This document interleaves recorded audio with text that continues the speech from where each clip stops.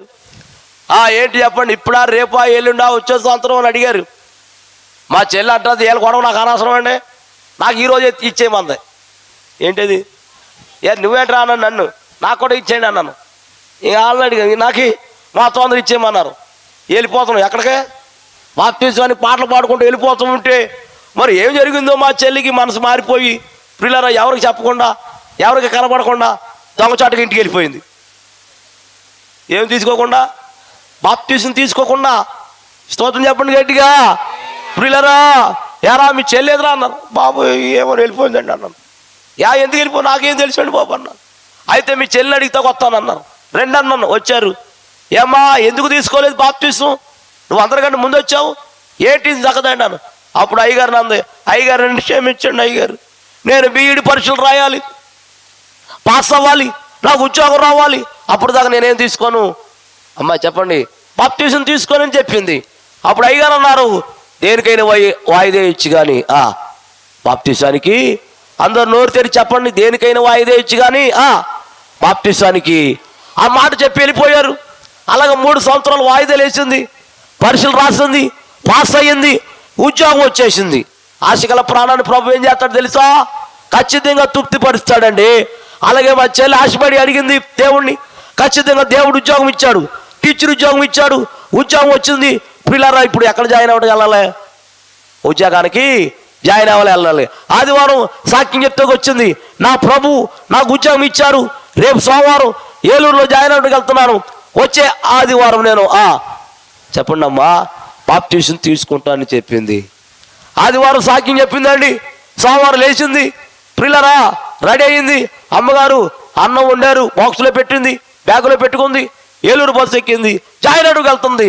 ఏలూరు వెళ్తుండగా పిల్లరా ఏలూరు నుంచి వస్తాం లారీవాడు, గుడి వెళ్ళే లారీవాడు అమాంతంగా ఎదురుగుండ వస్తున్నా ఆ యొక్క బస్సుని అమాంతంగా ఎదురుగుండ వస్తున్నాయి, బస్సును గుద్దేశాడు. వెంటనే అది కిందడిపోయి అలా దొర్లుకుంటూ ఆ పక్కన ఏలూరు కాలం ఉంది, ఆ కాలంలో పడిపోయింది బస్సు. అందులో ఉన్న వాళ్ళందరూ ఊపిరి తట్టుకోలేక ఊపిరి ఆడక బస్సు మునిగిపోయి అందులో ఎంతమంది అయితే ఉన్నారో అంతమంది కూడా ఆ బస్సులో చనిపోయారండి. అందులో ఎవరున్నారు తెలుసా? నా చెల్లి ఉంది, నా చెల్లి ఉందండి, శివరంజని. చక్కగా చెల్లి ఒక గంటకు వచ్చింది, వార్త వచ్చింది. అప్పుడు సెల్ ఫోన్లు లేవు, స్లోగా సెల్ ఫోన్లు లేవు, టీవీలు లేవు, ఏవి లేవు. మా ఇంటి పక్కన కిరాణా కొట్టు ఉంటుంది, అలా ఇలా తిప్పుతూ ఉంటారు దాన్ని ఫోను. అది చేశారు, పలానా అమ్మాయి పలానా కూతురు ఇదిగో చనిపోయింది హాస్పిటల్, ఏలూరు హాస్పిటల్, జనరల్ హాస్పిటల్లో, మరి ఆ బాడీ తీసుకెళ్ళమని పోస్ట్ మార్టం చేసేసాం అని కవర్ చేశారు. నేను నాన్న చిన్నగా నేను నాన్న అన్నయ్య, అప్పుడు ఏమి లేవు, మా వాహనాలు ఏమి లేవు, బస్సు ఎక్కి వెళ్ళాం, దిగాం, నడిచి వెళ్ళాం హాస్పిటల్కి. ఫలానా ఆయనకి చూపిస్తే ఆ బాడీని చాపలో చుట్టి, ఎవరి బాడీ? మా చెల్లి శవాన్ని చాపలో చుట్టి ఆ శవానికి మాకు ఇచ్చారు. ఆ శవాన్ని చూడగానే మా నాన్న అక్కడే పడిపోయాడండి, సొహ తప్పి పడిపోయాడు. నానా లేపి మరలా నీళ్ళు అట్టుకొచ్చి చల్లి తట్టుకోలేకపోయాడు మా నాన్న. కారు కిరాయి మాట్లాడి చెల్లి శవాన్ని కారులో ఎక్కించుకొని చెల్లిని ఇంటికి తీసుకెళ్తున్నాం. ఇంటికి వెళ్ళే లోపల ఇంటికాడ మా అమ్మగారు చనిపోయి ఉన్నారండి. అమ్మా చనిపోయింది మా అమ్మ. సాక్ష్యం చెప్తే ఏడుపు వచ్చేది నాకు, ఎందుకంటే కళ్ళారా జరిగింది కాబట్టి. శవం తెప్పకుండా, నా చెల్లి శవం తెప్పకుండా కారులోంచి మేము ముగ్గురు, మా నాన్న, నేను, మా అన్నయ్య వెళ్ళి అమ్మా లేగమని లేపుతూ ఉంటే చనిపోయి ఉంది. ప్లేట్లో అన్నం ఉండిపోయింది, అలాగా అన్నం కలపలేదు ఇంకా ఆవిడ. ఈ చుట్టుపక్కల జనాలు వచ్చి చూస్తున్నారు. ఏమా మా అమ్మ ఎందుకు చనిపోయిందమ్మని అడిగితే, ఓ అబ్బాయి మీ అమ్మ అన్నం తింటూ ఉంటే ఒక కుర్రోడు వచ్చాడురా, అమ్మా మీ అమ్మాయి బస్సులో నీటిలో మునిగిపోయి చనిపోయింది అనగానే అక్కడక్కడే అన్నం తింటా పెద్ద కేకేసి అక్కడక్కడే గుడ్డాకిపోయి చనిపోయిందిరా అని చెప్పారు. అమ్మా ఆ రాత్రి అమ్మని చెల్లెలు ఉంచాం. తెల్లారి చుట్టాలు వచ్చారు, బంధువులు వచ్చారు, ఏడుస్తున్నారు. తెల్లారింది, కార్యక్రమం మొదలెట్టాం. ఈలోగా మా నాన్న కనపడతలేదు, ఏమైపోయాడని ఆ ఊరు వెళ్ళారు, ఈ ఊరు వెళ్ళారు, మొత్తం ఊర్లో తిరిగారు కానీ మా నాన్న ఎక్కడ కనపడలేదు. ఈ చుట్టుపక్కల అంటున్నారు ఈయన కూడా ఎక్కడో చనిపోయి ఉంటాడు అంటూ ఉంటే, ఆ మాటలు విని తట్టుకోలేక ఏడుస్తూ ఉంటే నిజంగా కౌరు వచ్చేసింది. రే మీ నాన్న చేలో పురుగులు మంది తాగి చచ్చిపోయాడు అని చెప్పారండి. అమ్మా ఈ మగవాళ్ళు అందరూ వెళ్ళారు, మగవాళ్ళు అందరూ 10 మంది 20 మంది మగవాళ్ళు వెళ్ళారు. చేలో చనిపోయిన నాన్న శవాన్ని తీసుకొచ్చారు. అమ్మ దగ్గర పడుకోబెట్టారు బాడీని. మరలా ఆయన స్నానం చేయించి మళ్ళీ సమాధి పెట్టి తెచ్చి ఆ రోజు చెల్లిని, అమ్మని, నాన్నని సమాధి చేసేసేవాడు. తట్టుకోలేకపోయామమ్మా. అప్పుడు నేను ఏదో నేను క్రీస్తులో ఉన్నాను కాబట్టి దేవుడు ధైర్యపరుస్తున్నాడు. వాళ్ళు చనిపోయి 2 నెలలు అయిపోయింది. ఇక నేను ఖాళీగా ఇంటికాడ ఉంటున్నాను. నేను ఆఫీస్ని తీసుకుని 2 నెలలు అయింది. నన్ను బాగా చూసుకుంటున్నారు, పర్లేదు అనుకున్నారు మా బంధువులు. ఓ రాత్రి ఏం చేశారంటే ప్లేట్ నిండా అన్నం పెట్టారు. అన్నం తింటున్నాను, మగోళ్ళు కాగితాలు అట్టుకొచ్చారు. ఈ కాగితాల మీద సంతకాలు అట్టమన్నారు. సంతకాలు ఎట్టేశారు, కాగితాలు అట్టిపోయారు. ఆడవాళ్ళు వచ్చారు, అన్నం తింటున్నాను. చాలు చాలేవయ్యా, నువ్వు అన్నం తినేది చాలు అని వచ్చేసి అమాంతంగా వచ్చి నా తినే ప్లేట్ లాగేశారు. ఎందుకమ్మా అలా లాగుతున్నారంటే, ఎంతకాలం నీకు అన్నం ఎంత పెట్టావు తెలుసా, దీనికోసమే ఇప్పుడు మాకు రాసి ఇచ్చేసావు, ఇప్పుడు మా ఇంట్లో ఉండడానికి వీల్లేదన్నాను. అమ్మా నాకేమొద్దమ్మా, కాస్త అన్నం పెడితే చాలు, ఒకవేళ ఈలోగా చనిపోతే సమాధి చేసే కానీ మీరు తప్ప నాకు బయట ఎవరు లేరమ్మా అమ్మా అని అన్నాను. కానీ ఒప్పుకోలేదు, వెళ్ళిపోవాలన్నారు. వెళ్ళన్నాను, ఎందుకు వెళ్ళవరా అని చక్కగా కాలర్ పట్టుకుని ఈడు చేసి బయటికి గెట్టేశారమ్మా, తలుపేసేసారు. అప్పుడు నాకు చాలా ఆకలిగా ఉండేది, విపరీతమైన ఆకలి. నేను ఇప్పుడు సేవలోకి వచ్చాక ఆకలి చచ్చిపోయిందమ్మా. సేవలోకి రాక మునుపు, ప్రభు నా రమ్మకు మునుపు విపరీతమైన ఆకలి ఉండేది. రాత్రి అన్నం తినకుండా గెంటేశారు. ఆకలి అవుతుంది. మా ఇంటి పక్కన ఒక సహోదరు ఉంది, తలుపు తట్టాను. ఎవరో బాబు నేనమ్మా, ఒకసారి తలుపు తీయండి అమ్మా. తలుపు తీసింది. ఏంటి అన్న, కొంచెం అన్నం ఉంటే పెడతావు అమ్మా, కొంచెం అన్నం పెట్టమ్మా అని అడిగాను. పెడతాకి వెళ్ళింది కానీ పెడతాకి కొట్టులో అన్నం లేదమ్మా. ఓ పని చేస్తావేంటి ఆయన, ఏం చేయనమ్మా, నువ్వు ఆకలి తట్టుకోలే కాబట్టి ఓ ప్లేట్ ఇస్తాను, ఇంటింటికి వెళ్ళి అడుక్కుంటావా అన్నావు. అమ్మా ఆకలి తట్టుకోలేక ఏడుమర్రు, మందలపర్రు, బోనుపల్లి, గనపారం, పెప్పరి, పెంటపాడు, ముదురుడుపాడు, తాడేపిల్లిగూడు ఒకే జత పట్ల మీద 3 సంవత్సరాలు గిన్నెట్టుకుని అడుక్కున్నాను అమ్మ నేను. అమ్మా తాడేపిల్లిగూడెంలో బస్ స్టాండింగ్లో కాగితాలు వేసుకుని పడుకునేవాడు నేను. ఓ రాత్రి అన్నం అడుక్కుంటాక తాడేపిల్లిగూడెం అంతా తిరిగాను, ఎవరు అన్నం పెట్టలేదు. ఆకలి అయిపోతుంది. అలాగని తాలూకా ఆఫీస్ ఉంది కదా తాడేపిల్లిగూడెంలో, దాని ఎదురుగుండా కురిపి వాటలు ఉంది. ఆ కురిపి హోటల్ కాడికి వెళ్ళి, అయ్యా కొంచెం అన్నం ఉంటే పెడతారా అన్న. ఆయన అన్నాడు, 5 రూపాయలు ఇవి పెడతానన్నారు. డబ్బులు లేవండి, నేను అడుక్కున్న వాడినండి, కొంచెం అన్నం పెట్టండి అయ్యా అన్నాను. డబ్బులు కొద్ది పెట్టను అన్నారు. సర్లే బయటకు వచ్చి వెళ్ళేవాళ్ళు వచ్చేవాళ్ళు, బాబు 1 రూపాయి ఉన్నాయా, అన్నం కొనుక్కుంటాను 1 రూపాయి ఇవ్వండి. ఎవరు ఇవ్వలేదమ్మా. 10ంటికి కట్టి వెళ్తారు, రాత్రి 10 గంటలకి.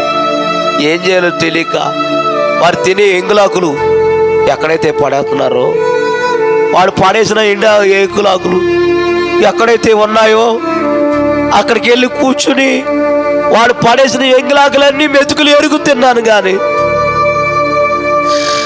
కడుపు నిండలేదండి.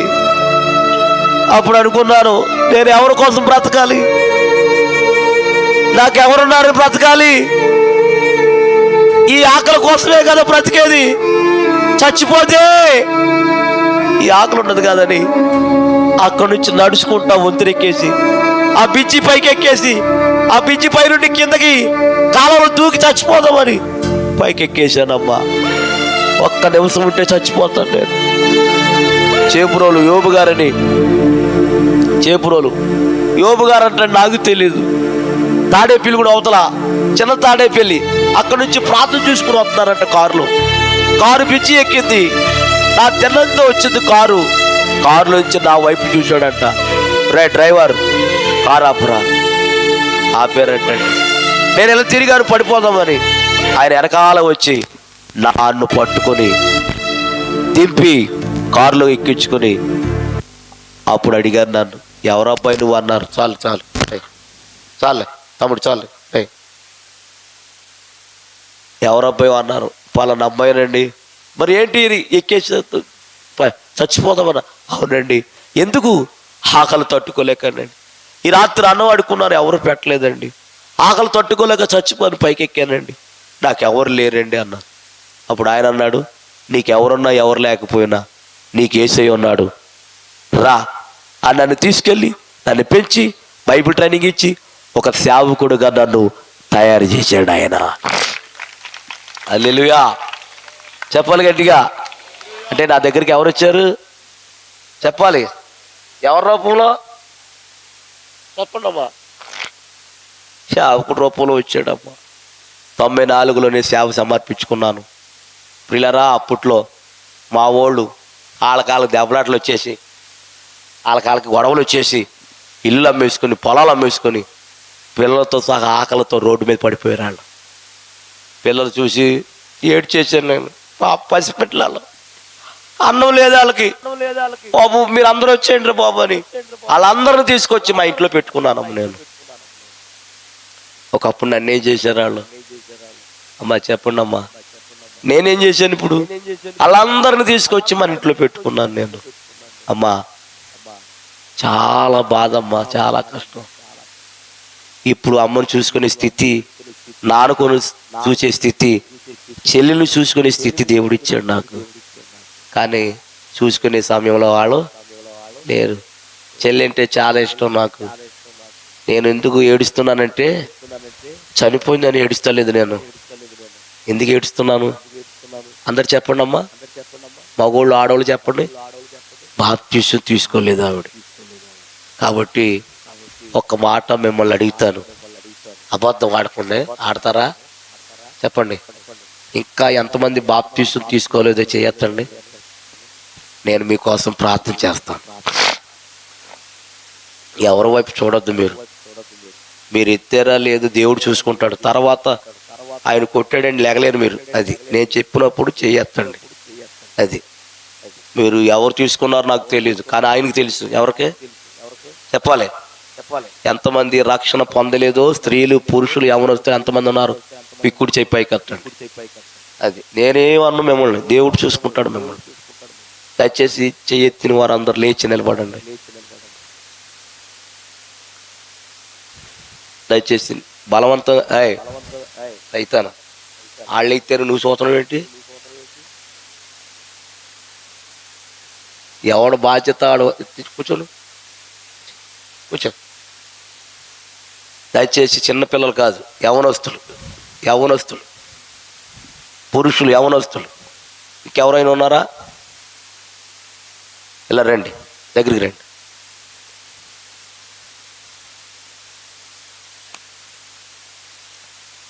రాయ్ వెనకున్న వారు కూడా రండి, ముందుకు చెయ్యెత్తినాడు. రాయ్ ఆయన ఎవడాడు? కోడవరం జాయిన్ అయ్యాడు.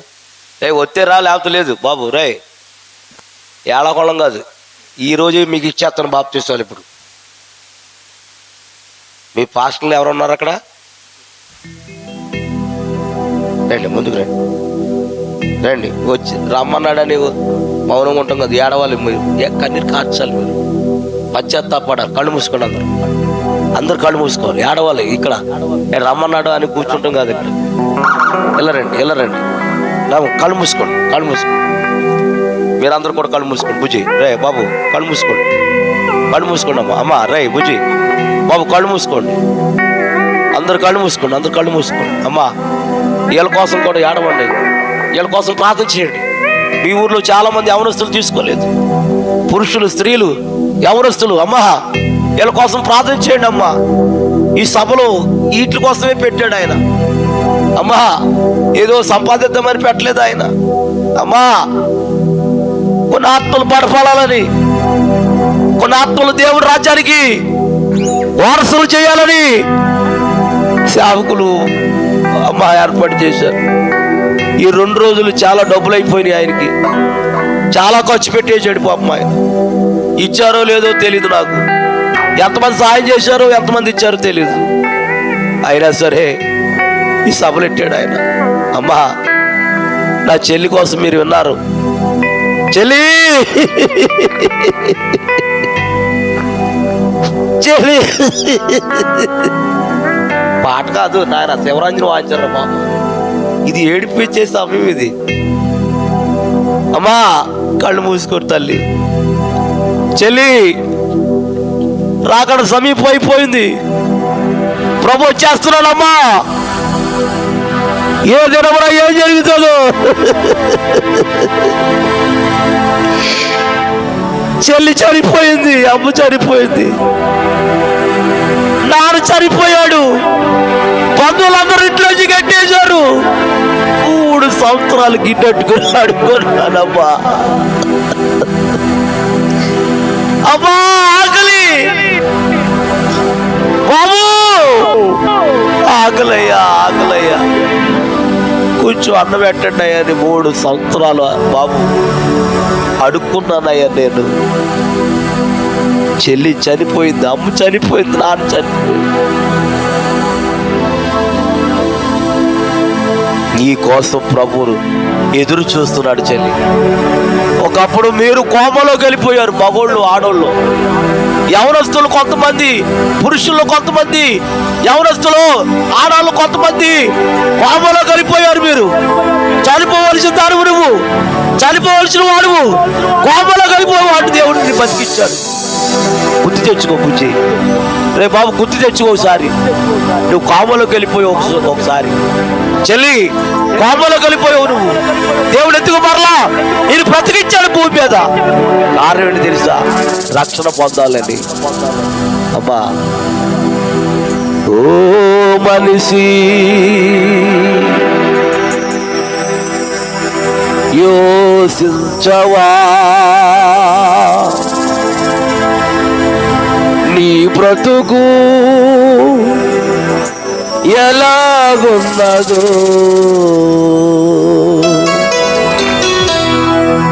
ఓ మనిషి యోచించవా,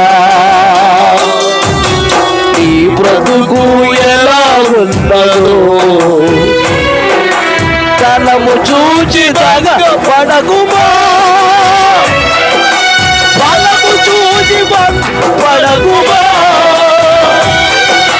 తనము చూచి పడకుమా, బలము చూచి పడకుమా. ఆ రోజు శ్రమ నుండి తప్పించే నాదుడు లేడు, శ్రమ నుండి తప్పించే నాదుడు లేడు బాబు. అదే ఆ రోజు యేసయ్య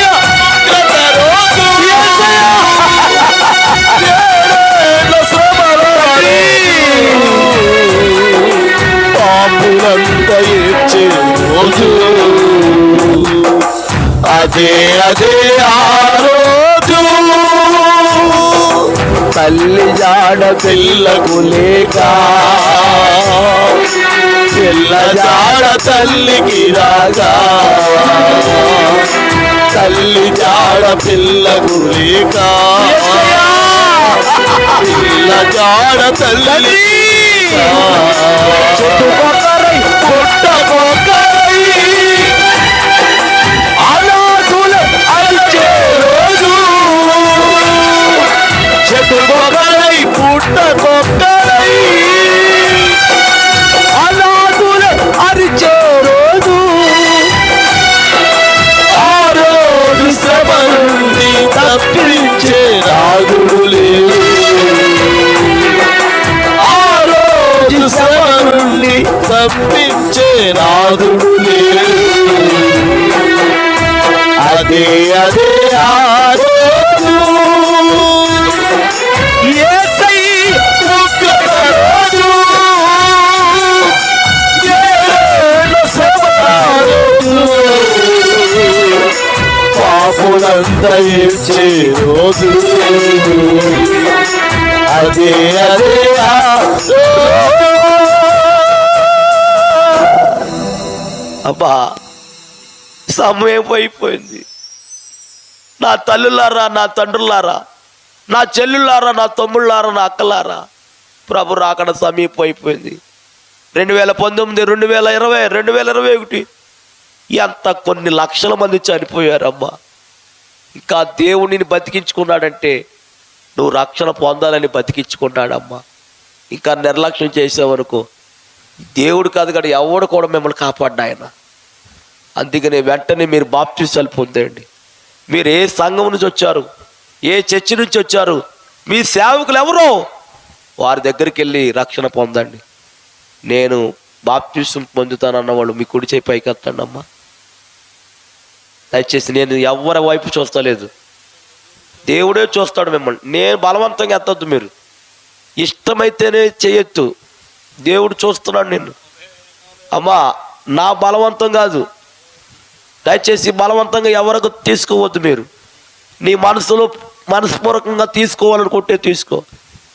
చచ్చిపోతే పరలోకానికి వెళ్ళాం, నరకానికి వెళ్ళిపోతాం. ఏం తీసుకోకపోతే బాప్టిజం తీసుకోకపోతే. ప్రార్థన. దయగల తండ్రి, ప్రేమగల ప్రభువా, నీ పరిశుద్ధ పాదాలు కొందనాలు నాయన. ఈ రాత్రి నాయన ఎప్పుడు ఈ ప్రాంతానికి రాలేదు నాయన. నూతనంగా నన్ను ఈ స్థలానికి తీసుకొచ్చా. వాక్యం ద్వారా సాక్ష్యం ద్వారా వాడుకున్నా. వాక్యమని సాక్ష్యమని నీ బిడ్డలు నాయన ఆకర్షించబడి రక్షణ పొందాలని వచ్చారు నాయన. వీరందరిని మీరు బలపరచుదురుగాక, బలపరచుదురుగాక, బలపరచుదురుగాక.